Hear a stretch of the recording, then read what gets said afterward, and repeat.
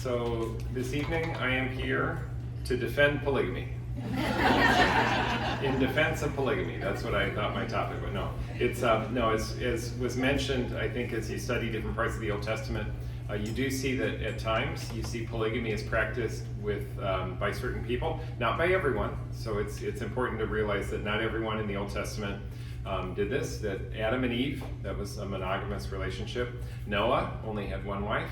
Moses only had one. He married after the death of his earlier wife, but did not have more than one wife at a time. And Isaac and Rebekah, that was also monogamous. So, but you see other times at which there are handmaids who are gone into, as the scriptures would say, so or concubines or things like that. So that's why I was to talk about a little bit there. So why would this be? We know from the New Testament Jesus would talk about the way it was intended to be from the beginning. So Moses, because you were stubborn, permitted divorce, but that was not the original intention. For this reason, a man leaves his father and mother and clings to his wife, and the two become one flesh. And that's the original vision. So that monogamous vision is, you might say, really imprinted on the beginning, from the beginning in creation, when Eve is fashioned as the suitable partner for Adam, so that they were made for one another. That was the intention. Now, of course, things don't always work out the way that the God intended at first. Divorce was one example of that, which Moses permitted, even if it broke from that original pattern. And so also then we can say that polygamy would be another one of those things. It doesn't fit the pattern that we hear from Christ, who is very clear about marriage and the importance of that commitment in marriage and the bond of marriage enduring. So then what are we to make of the presence of polygamy in the Old Testament? I'll give you first a couple different reasons why it might be justified. At least you decide whether you're satisfied with these justifications or not, but I'll give you at least some justifications. But when it comes to marriage and when it comes to sex, have you ever noticed that humanity is pretty clever about coming up with all kinds of reasons and excuses and justifications for whatever? I think that the more things change, the more they stay the same. So we're very, when it comes to sin, we can be very, very clever in coming up with all kinds of excuses. Perhaps that's what you'll think of these. But in some of the research that I did, and then I'll go through some examples in the Old Testament. So this shouldn't take more than about 2 hours, I think. Okay. But I'll go through the reasons and I'll give you some examples from the Old Testament just to highlight them. So one reason is that there was the concept of, well, be fruitful and multiply. And so if there's a question like, well, we need to multiply, we need to grow as a people. And we don't think that way nowadays so much because we're probably worried about the population being too numerous. But back in olden days, when there was perhaps a concern about that, of course, a woman is only able to conceive and bear a child. That takes time to gestate, and then to give birth. But of course, a man can have all sorts of children if he has more than one wife. So if you want to justify it by the saying, well, we need to multiply, we need to be fruitful and multiply, that'll come up actually with one of the patriarchs. So I'll give that example in a minute. So we need to grow as a people. So that could be a justification. I'm not saying that that's necessarily a laudable thing to take on its own, but that might be one justification. Another one that sometimes can come up is that oftentimes in Old Testament times there would be frequent battles, which means oftentimes men would live shorter lives. They could be slain in battle, and that could create a disproportionate imbalance between men and women. If you had fewer men who were surviving or living, and you had more women, now again this would be the justification. Well, for a woman, it was important to have a husband, so that way there would be a family that would provide for her, a husband to provide for her, and children to provide for her when she is older. And so if there's that imbalance, you would necessarily have more women who would not be able to find a husband, and that would leave them in a difficult position.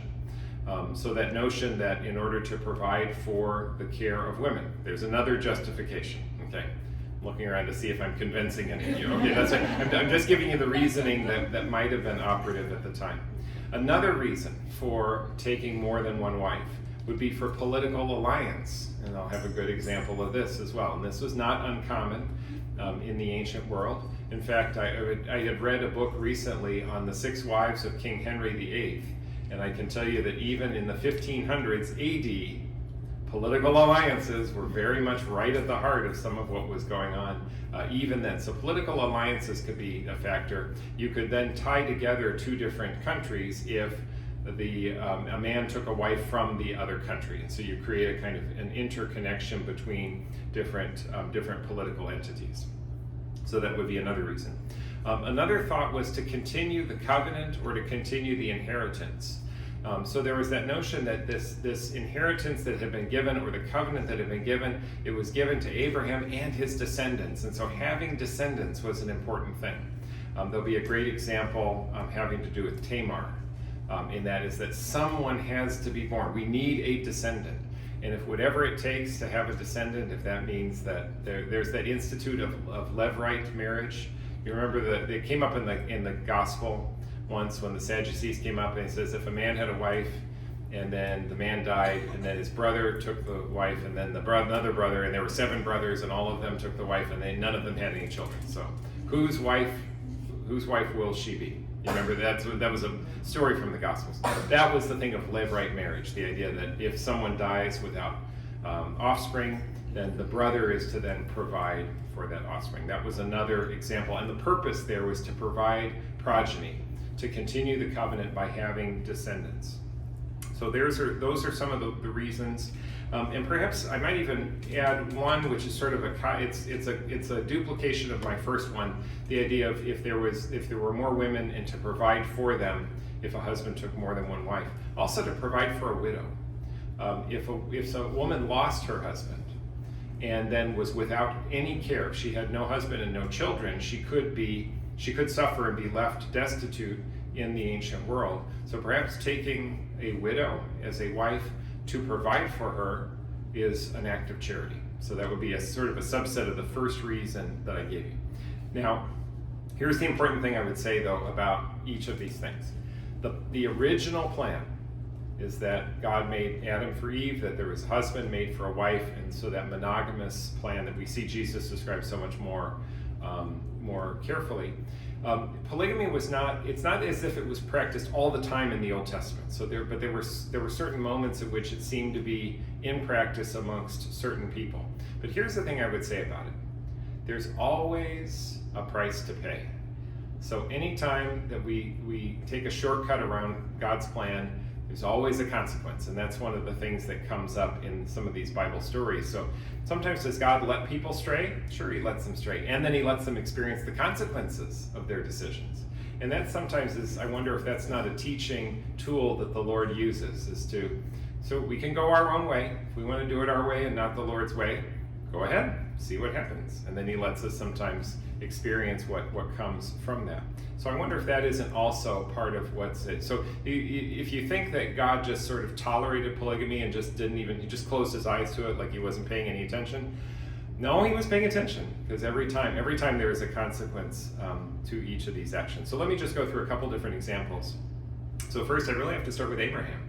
Because if you think about Abraham, we know that Abraham was married to Sarah, or Abram and Sarai, and then his name was changed to Abraham and Sarah. But remember that there was the handmaid or the slave woman, Hagar the horrible. No, Hagar. The other was a comic strip. That's right. Okay. So Hagar was Sarah's handmaid. So and if we look at Genesis 15, there's a point when God reiterates the covenant to Abraham. He's there. He is told again, yes, you will have your own child as an heir. Your own issue shall be your heir. Because Abraham was getting frustrated talking to God, saying, we haven't had a child yet. What do you mean you're going to promise me descendants? Why not have my servant or let me just name it someone else to be my inheritor who's not my blood relative? No. Your own issue will be your heir. And God makes a covenant with Abraham, Genesis 15. What happens in Genesis 16? Right after that, Sarai presents Hagar to Abram. He says, here is my maid. Go into my maid here, so that way we may have offspring. So that's the way they said it in Old Testament times. So, really romantic, isn't it? So Abram, even though he had just heard the covenant, again, it had been reiterated to him, and he was told you will have descendants, but he gave in. Perhaps he wasn't that unwilling. I don't know. Sarai was pretty old at that point. Okay. So Hagar conceived, And then as soon as she had conceived, now you say, okay, well now we're going to have offspring. That was the plan, right? Well, what happens right after that? Sarai gets to be very jealous. Well, big surprise, you could have predicted that one. So there's the consequence, and now you have strife. You have strife present there. Hagar is going to run away, except the Lord says, go back and submit to Sarai, to submit to her abuse, but I will bless you. And so already there's conflict because they're already breaking from the covenant that God had established. So what happens right after Abram goes into Hagar? Then God says, I'm going to make a covenant with you. I want you to circumcise yourself. Okay, so the covenant comes, and it comes right after Abram does it. Right after Abram violates that initial plan, he then is given the covenant, and it is going to be a covenant in blood cut into your flesh. And so you are to circumcise the flesh of your foreskin, and that comes up right after. I don't think that's an accident that it occurs in that connection. Later, Hagar gives birth, and then we have Ishmael. And then after that, of course, Sarah eventually, she does conceive, and so finally the plan takes place, the promise is fulfilled, and Isaac is born, and now you've got two sons. You have Ishmael and you have Isaac. What do you have? Strife. Again, there's strife. There's always a consequence. And so Sarah is not going to tolerate this, having her son then mingle with the son of a slave. And so send them away. What does Abraham do? Well, he listens to Sarah and sends her away. Sends her off into the desert with barely anything, essentially sending them to die. Genesis 21. What happens right after that? Genesis 22. God says, I want you to sacrifice your son. Okay, it's immediately after that. No sooner does Ishmael get sent away, than God says, okay, now I want your son to be the one that you offer up on the mountain that I point out to you. These things are not accidental. So did God just tolerate it and say it was okay? Oh, no. There was a consequence every single time.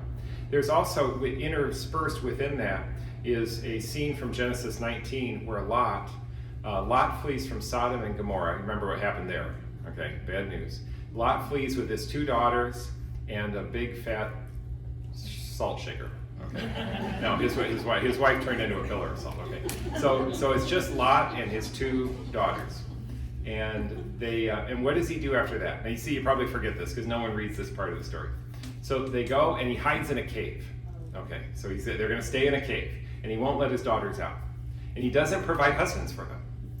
And so he's not going to allow them essentially to fulfill what will be their calling, so to marry and then to have children. This is what they are meant to do. But Lot won't, he's, I think, protective of them, so he's trying to protect them. So he won't let them do this. So what do? They ply him with wine. That's what's said, and you can tell where this is going. Okay, that's it. And so both of the daughters go into their father, and they both conceive. I know, they both conceive. And what's the consequence of taking this action? Now they want to have a child, and so for them to fulfill that mission of having a child, but who do they give birth to?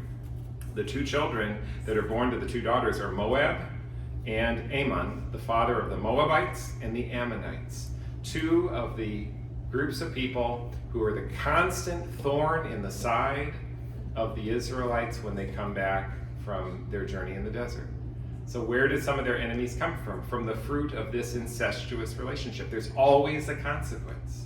There's always a consequence. There's always a price to be paid for circumventing or short-circuiting the plan of the Lord. What about Hagar's son, Ishmael? What happens later? He becomes the father of the people who are known as the Ishmaelites. So what happens? Who runs into the Ishmaelites later on? A man named Joseph. What happens when Joseph? I'll say something about the wives of Jacob in a moment. But what happens to Joseph? He is sold into slavery. Who did the brothers sell him to? A group of Ishmaelites. And so now all of a sudden Ishmael, who's the son of the slave woman Hagar, ends up becoming the masters who end up owning as a slave Joseph, who gets sold into Egypt. So Joseph becomes a slave. Joseph becomes a slave to the offspring of the slave. There's always a consequence. There's always this payback that's there. God is not blind to this. He's not ignorant of this. There's always something that happens, and yet something redemptive comes out of these things as well. So God brings redemption out of it by using Joseph sold into slavery to redeem Israel. Okay, let's talk about Jacob. Okay, here we go. Okay, Jacob and Rachel and Leah. Okay, so what do we say about this? So Jacob goes back to his father's homeland and meets Laban, so who's the man who then, I believe that he was the one who pointed out Rebekah, so that's how Isaac got Rebekah as a wife. He goes back to Laban, and then he's looking for a wife, and then he sees Rachel, his beloved. So Rachel is the one whom he loves. So he says, so give me your daughter in marriage. Okay, so he says, well, then what will you do? So he works for Laban as he becomes his servant for 7 years, with the idea being that then the price will be paid, that then he will then receive Rachel as his wife. And so 7 years pass, they have the marriage. Did you cover this story in detail? Yeah, okay. So they have the marriage, and so Jacob goes into his wife, and and this is a wonderful thing, and then the next morning, okay. Yes, he wasn't really very discerning, I guess. So the next morning, hold it, you're Leah. What happened? Okay. So he's like, well, Leah was the first one, so you have to take her. But he still loves Rachel. Rachel's the beloved, and so he's still willing to work another 7 years, total of 14 years now, and then he receives Rachel. So so now he has 2 wives. What could go wrong? Okay. And then he got 2 handmaids out of it too, because Leah had Zilpah and Rachel had Bilhah. So what are you going to do? So now Rachel was the beloved. And then so the scriptures say that because Leah was less loved, and it's specifically for this reason, because she was not loved as much, God blessed her more. And so she was the one to first conceive. So Leah was the one who conceived Reuben, Simeon, Levi, and Judah. Well, Rachel, she's not going to stand for that, so she wants some children, okay, except that she's not able to conceive yet. So she says, well, here's Bilhah. So then if you give my handmaid over, then those will be children attributed to me. So Bilhah then conceives Dan and Naphtali. Well, Leah is not to be outdone by this. Well, here's Zilpah. So take my handmaid. And so from there comes Gad and Asher. And then Rachel asks for mandrakes. This is a very interesting scene. You know the scene. Mandrake root, or the mandrakes, were considered an aphrodisiac. Did you talk about this?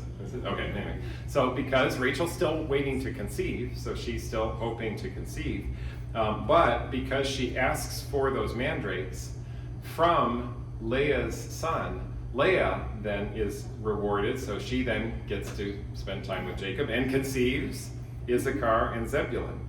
And so again, Rachel's the only one yet who still doesn't have any children, but then the scriptures say, but God remembered Rachel, and then she conceived Joseph. And then there was one more conceived by Rachel, and actually Rachel died giving birth then to Benjamin. So it's an interesting story, but it all comes out of the strife and the competition created by the fact that 2 wives were taken. But you could say, well, but that's not really Jacob's fault, right? Because he was tricked. He was tricked by Laban, right? So Laban's the one who kind of under false pretexts said, well, here's your wife, Rachel, except it was Leah. So the Princess Leia there, who is there. Okay. However, think a little bit before that. What had Jacob done? Jacob had also been a deceiver. He deceived his father Isaac when he was cheating his brother Esau out of the blessing. Remember, he dressed up, that Rebekah actually clothed him in Isaac's clothes, and he actually provided the meal for his father to receive the blessing. And so Isaac, blessing Esau, turned out he was really blessing Jacob instead. It had been a ruse. And now Jacob, there's always a penalty, there's always a consequence. So then Jacob himself gets deceived when the wrong wife is presented to him. So it's just there's no free lunch in any of this. This is actually one of the fascinating things about the Genesis and about the Pentateuch. Those first books is there's just these stories of this intrigue, and it never goes unobserved or unpunished by the Lord. So that's some stuff that we can say from the book of Genesis in particular. We mentioned that there were the 2 wives and the 2 handmaids that Jacob had, and so with a total of 12 children. And so after that, then they were just like the Brady Bunch, right? One big happy family. Except that they weren't. And then we know the scene of how the brothers got jealous of Joseph, and then I already mentioned how Joseph is sold into slavery. So even then, it perpetuates sometimes even into the next generation as well. And so there's a consequence that's here. What about Elkanah and Hannah and Peninnah? The Hannah is the mother of Samuel. So we have Elkanah, the husband who had 2 wives. This is 1 Samuel. And Hannah did not have any children, but the other wife was able to conceive and have many children. What do we see from Hannah? This really isn't so much a justification of polygamy here, it's just the fact that there were the 2 wives. But because Hannah suffered so much, she prayed, she wept, she suffered, she prayed before the Lord, and the Lord heard her prayer. It's an interesting redemption story, that even though she was the one who theoretically was not as blessed, and only did conceive the 1 child, and even that after immense prayer, the child she conceived was one of the greatest of the judges and the prophets that we know in the Old Testament, so Samuel. So it's an interesting way in which sometimes God rights the wrongs that are there.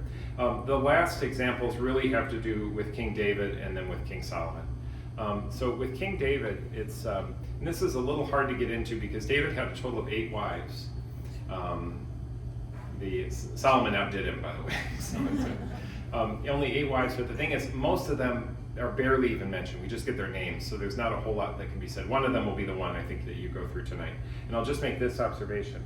The first wife that was given to David was Michal, M-I-C-H-A-L. Or Michal, I guess maybe, I don't know how it always sounds like Michael, I guess, the way you'd say that. So this was the first wife that was given to David, and this is the daughter of King Saul. And so the thought behind this was political. So Saul then gave his daughter in marriage, and David loved her. And so he said, oh, this will tie David to Saul. So he'll now have a kind of allegiance because he's married to Saul's daughter. But the problem is, though, that Michal didn't really love David, and she despised him. There's a scene in which David is bringing the Ark of the Covenant in Jerusalem, and he's dancing before the Lord with kind of reckless abandon, and Michal sees this as she despises him in her heart, is what the scripture says. She thinks this is shameful. And she says this to her husband. She says this to David. And David says that he was rejoicing before the Lord, so how could he not but dance? And so in this, we're actually told in that scene that because of this, Michal was actually left barren by the Lord. She was to have no children. And so there's something that's really incomplete then about their marriage, because this was not a marriage that was going to result in children, nor could they have children, because she had despised the Lord. So she had despised what David did in dancing before the Lord. And so that marriage, you can say, then being fruitless, well, Saul actually ended up giving her to another person. So Saul actually then handed Michal off to another person, and that's mentioned elsewhere in the scriptures. And it's right around that period of time that then we have the scene of David meeting Abigail, the wife of Nabal, the fool. And I think you're going to have this story. So I'll just tell just in brief that the Nabal insulted David and did not offer him anything in return for the protection that he received while David was in Carmel. And because of the insult, David was going to come and kill Nabal and all of his household. Well, Abigail sees this and intercedes in order to spare her husband's life. So she offers David a sacrifice, and it placates David. And so David, seeing how thankful Abigail was, decides to spare Nabal, whose name literally means fool. He literally is a fool. He's a Nimrod. No, Nimrod is also a person in the Bible. I'd say that's a different person. But then what ends up happening is that the Lord strikes Nabal dead. And so David doesn't have to actually take his life. He loses his life, and it's seen as a judgment of the Lord because of the insult that Nabal offered. Now here's the problem. Abigail now is without a husband and without children.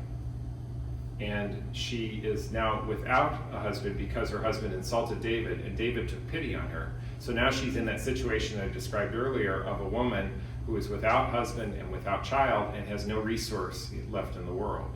And so David takes her, and perhaps this might be one of those examples of taking a wife as an act of charity to care for her, to provide for her. Okay.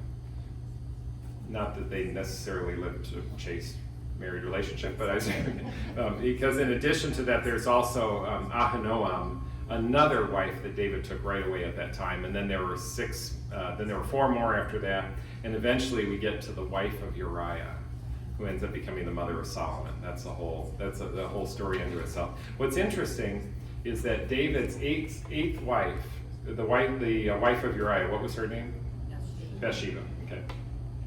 So if you pick up Matthew chapter 1 and you read the genealogy, and it says Abraham was the father of Isaac, Isaac the father of Jacob, and you go all the way through, then you get to Jacob was the father of Judah, who was the father of Perez, whose mother was Tamar.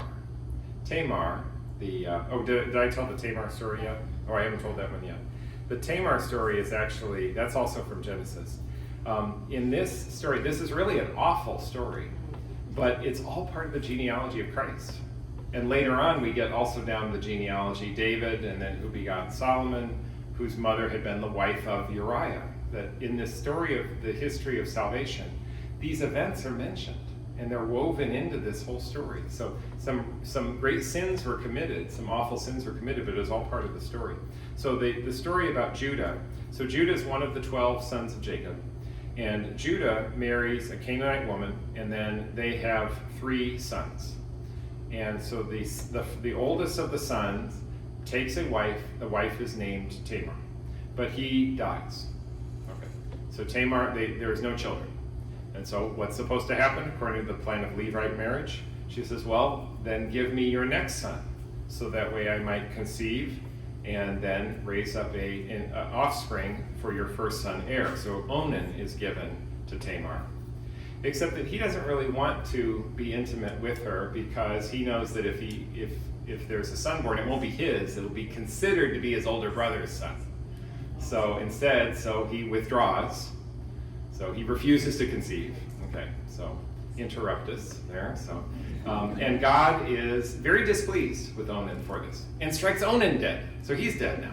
Okay, so now there's only one son left. So Judah only has one son, and that son is Shelah. And so then, well, give me your next son. Give me Shelah. Shelah is not old enough yet.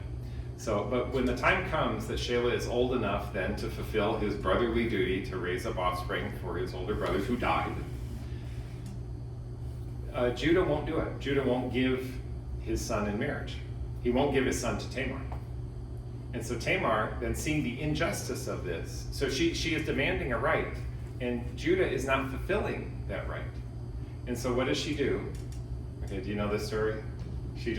So she goes into town, she dresses up as a harlot, and then she's there while Jacob is going to shear the sheep, I think is the story. And Jacob sees the harlot, and he says, oh, you're a harlot. Oh, well, let me lie with you. So I guess men just did that, I guess, at the time. So he says, well, what will you pay me? And he says, I will pay you the sheep. I will pay. So I'm going here to collect the sheep. And he says, well, you don't have the sheep with you. And he says, well, leave me something as a pledge. So Judah then lies with Tamar, okay, with his daughter-in-law, okay, just to make that clear, and then leaves his cord and his seal as a pledge. And he said, well, this is all I have. So it's kind of like leaving his stamp or his seal, or it's his ID. He left his ID. It's what he had.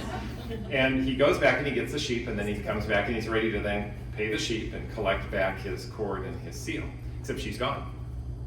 And he says, well, where was the temple prostitute that's here? I said, there's no temple prostitute here. What are you talking about? So then you realize he's been had. So he has no idea who it is, because she didn't show her face.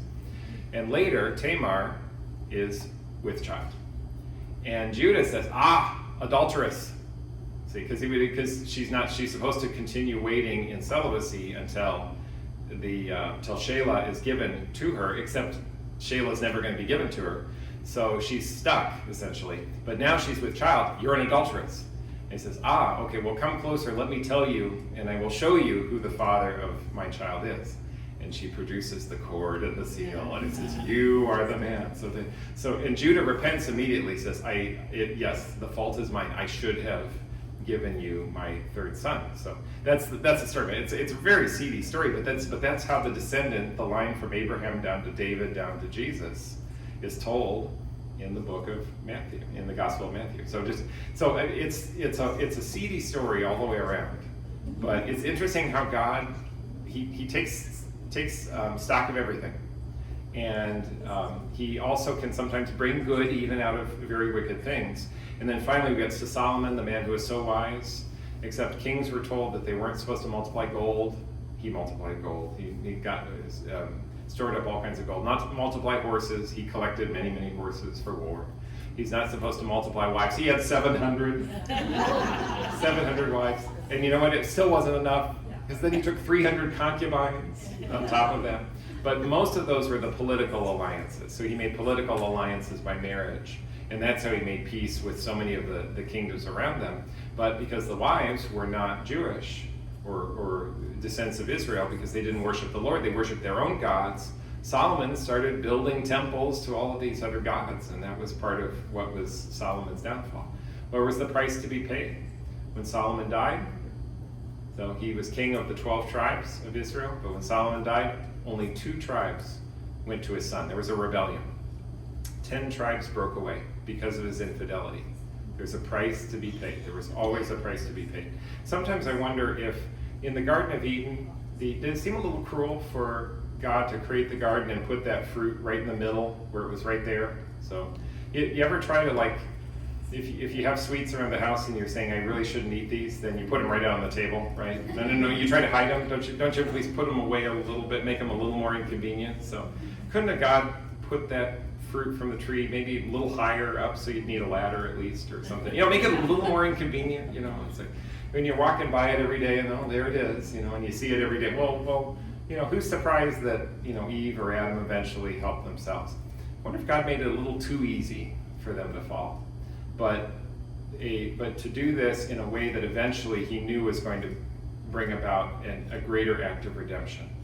By their sin, by them taking that, God would eventually bring about something greater by sending us a Messiah.